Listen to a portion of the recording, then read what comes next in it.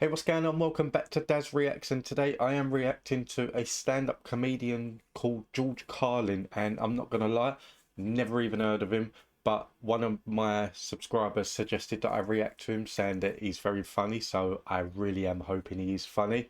I'm really looking forward to this, so let's get into it. But in the bullshit department, a businessman can't hold a candle to a clergyman.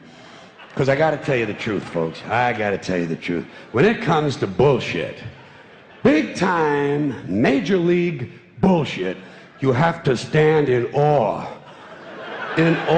of the all-time champion of false promises and exaggerated claims, religion. No contest.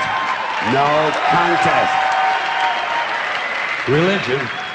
Religion easily has the greatest bullshit story ever told. Think about it. Religion has actually convinced people that there's an invisible man living in the sky who watches everything you do every minute of every day. And the invisible man has a special list of 10 things he does not want you to do. And if you do any of these 10 things, he has a special place full of fire and smoke and burning and torture and anguish, where he will send you to live and suffer and burn and choke and scream and cry forever and ever till the end of time. But he loves you.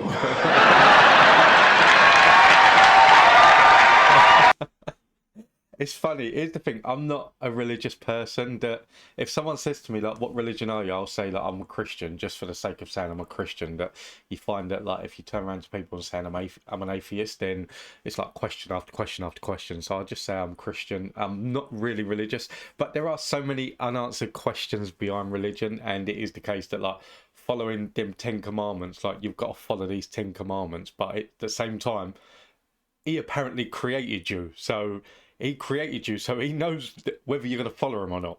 That yeah, it's I don't know.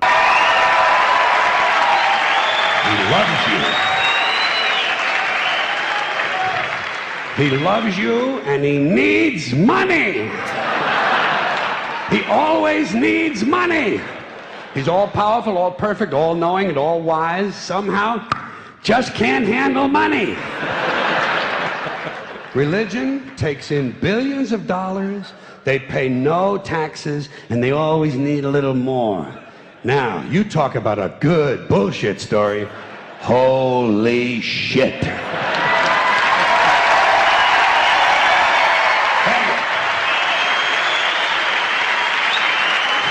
you. But, thank you. Thank you very much.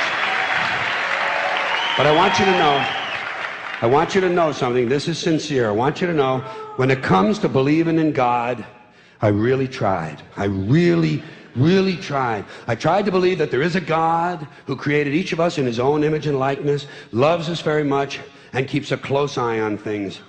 I really tried to believe that, but I gotta tell you, the longer you live, the more you look around, the more you realize something is fucked up. Something is wrong here. War, disease, death, destruction, hunger, filth, poverty, torture, crime, corruption, and the ice-capades. Something is definitely wrong. This is not good work. If this is the best God can do, I am not impressed. Results like these do not belong on the resume of a supreme being. This is the kind of shit you'd expect from an office temp with a bad attitude. And just between you and me, in any decently run universe, this guy would have been out on his all-powerful ass a long time ago. And by the way, I say this guy because I firmly believe, looking at these results, that if there is a God, it has to be a man. No woman could or would ever fuck things up like this. Good.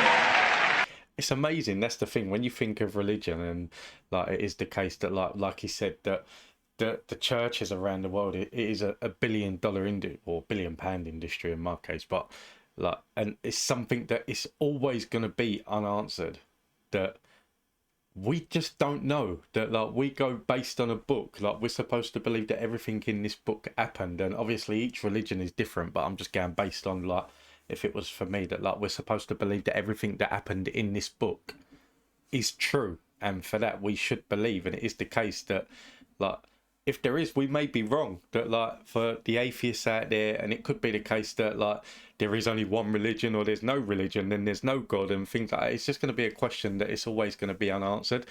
Not too many people actually go out and, like, they don't call religions up on it. George Carlin seems to be doing that, which is fine, but yeah, it's just one of them things that is always going to be a two-way argument that is just never going to be answered. If there is a God, if there is, I think most reasonable people might agree that he's at least incompetent and maybe, just maybe, doesn't give a shit. Doesn't give a shit, which I admire in a person and which would explain a lot of these bad results. So rather than be just another mindless religious robot, mindlessly and aimlessly and blindly believing that all of this is in the hands of some spooky, incompetent father figure who doesn't give a shit, I decided to look around for something else to worship, something I could really count on. And immediately, I thought of the sun. Happened like that. Overnight, I became a sun worshiper. Well, not overnight. You can't see the sun at night. The first thing the next morning, I became a sun worshiper. Several reasons. First of all, I can see the sun, okay? Yeah. Unlike some other gods I could mention, I can actually see the sun. I'm big on that. If I can see something, I don't know, kind of helps the credibility along, you know? So every day I can see the sun as it gives me everything I need: heat, light, food, flowers in the park, reflections on the lake, an occasional skin cancer, but hey, at least there are no crucifixions, and we're not setting people on fire simply because they don't agree with us. Sun worship is fairly simple. There's no mystery, no miracles, no pageantry, no one asks for money, there are no songs to learn, and we don't have a special building where we all gather once a week to compare clothing. And the best thing about the sun, it never tells me I'm unworthy. Okay, I've got an issue here because I actually like the idea that, like, a sun worshipper sounds like a good idea. The problem that I have is that when I stand in the sun too long, I just go red. I look like a Teletubby. So my wife is a sun worshiper. My wife loves the sun. That she's already thinking of, like, places that we can go on holiday in November so she can get a bit of sun and get away from, like, the winter of the UK. Whereas for me, even then in November, I'll go there and I'll still be thinking, like, I wonder if they're going to have their umbrellas out, if it's still going to be a little bit breezy, because I can sit under it. And I hate the sun. I've always hated it. Like, I will choose to look like Casper every single day for the rest of my life than sit in the sun for any longer than an hour than I have to. And it's when it burns in stupid places. It burns my feet, and I fucking hate it when it burns my feet. The best thing about the sun, it never tells me I'm unworthy. Doesn't tell me I'm a bad person who needs to be saved. Hadn't said an unkind word. Treats me fine. So I worship the sun. But I don't pray to the sun. Know why? I wouldn't presume on our friendship. It's not polite. I've often thought people treat God rather rudely, don't you? Asking trillions and trillions of prayers every day, asking and pleading and begging for favors. Do this, give me that, I need a new car, I want a better job. And most of this praying takes place on Sunday, his day off. It's not nice, and it's no way to treat a friend. But people do pray, and they pray for a lot of different things. You know, your sister needs an operation on her crotch. Your brother was arrested for defecating in a mall. Sorry. Your sister needs an operation on her crutch. Could you imagine, like, sitting at the end of your bed, like, praying, you put your hands together, like, dear God, please let my sister get a phone call from the hospital to say that there's an appointment for a crutch ready. Sorry. I keep balls now, I do apologise. But most of all, you'd really like to fuck that hot little redhead down at the convenience store. You know, the one with the eye patch and the club foot, huh? Can you pray for that? I think you'd have to. And I say, fine, pray for anything you want. Pray for anything. But what about the divine plan? Remember that? The divine plan. Long time ago, God made a divine plan. Gave it a lot of thought, decided it was a good plan, put it into practice. And for billions and billions of years, the divine plan has been doing just fine. Now you come along and pray for something. Well, suppose the thing you want isn't in God's divine plan. What do you want him to do? Change his plan? Just for you? Doesn't it seem a little arrogant? It's a divine plan. What's the use of being God if every rundown schmuck with a $2 prayer book can come along and fuck up your plan? If you're not religious, but you're around people that are religious and they want to talk religion with you, a few years ago, I had a conversation with someone that was not very religious. They was just religious to the point where they believed in God and they believed in prayer and things like that. And they said to me at the time, like, do I believe in prayer? And I said no. And the whole conversation went on. And in the end, it come to the point where I asked the question, like, can I pray? What can I pray for and what can't I pray for? So they wanted examples. So I said, can I pray for money? And he said, no, you can't pray for money. That you can't pray for something, like, you can't pray for money that he won't give it. So in my mind, straight away, I was just thinking, okay, can I pray for milk tokens? It's not money, but I can still use them to go in the shop and buy 20 bags.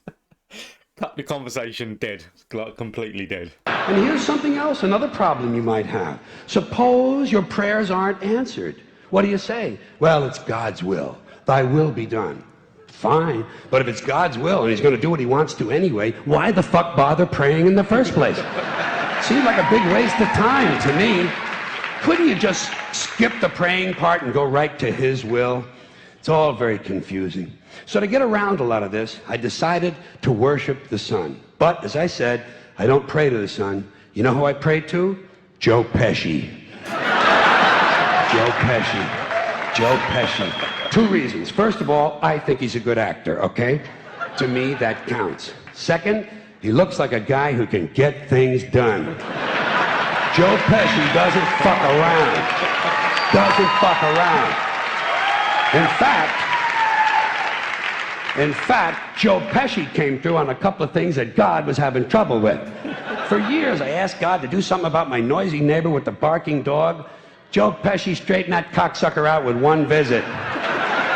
It's amazing what you can accomplish with a simple baseball bat. So I've been praying to Joe for about a year now.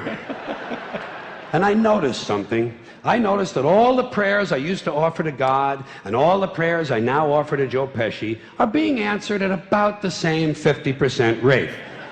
Half the time I get what I want, half the time I don't. Same as God, 50-50.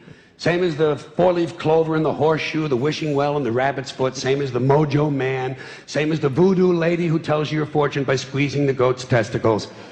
It's all the same, 50-50. So just pick your superstition, sit back, make a wish, and enjoy yourself.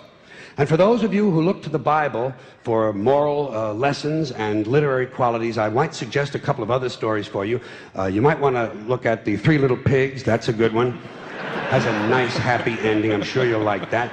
Then there's Little Red Riding Hood, although it does have that X-rated part where the big bad wolf actually eats the grandmother, which I didn't care for, by the way. And finally, I've often always drawn a great deal of moral comfort from Humpty Dumpty.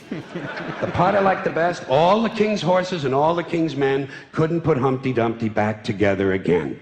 That's because there is no Humpty Dumpty and there is no God. None, not one, no God, never was. In fact, I'm gonna put it this way.